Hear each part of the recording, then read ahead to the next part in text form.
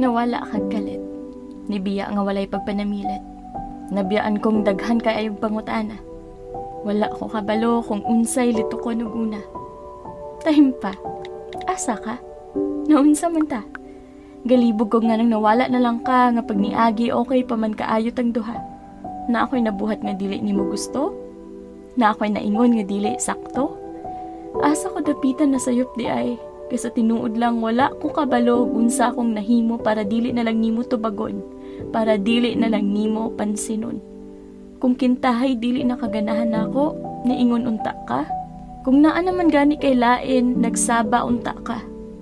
Kung wala na ka malipay sa ako, nagpahibalo unta ka. Dili kay mukalit na lang kagkawala. Nga wala man lang kumasayod kung naaba ko'y nabuhat nga sala. Unfair kayo ng ingon ani. Sige kog paabot nimo pero wala naman lang ko nimo tagdaog kalit.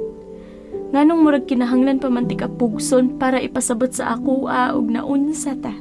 Dili ba ya lalim mabiyaan sa ere? Naghatag kag motibo, maong naabihan na akong ako nang imong gipili. Pero sa usa ka pagpamilok, nawala ra kag pinakalit. Walay rason nga gibilin, walay pagpanamilit. Nabilin na lang kog murag ambot sa sigig hinulat basin di ayog ikaw mo balik. Pero kapoy na. Kapoy paabot sa mga tawong kaya ra kang biyaan sa walay pagduha-duha.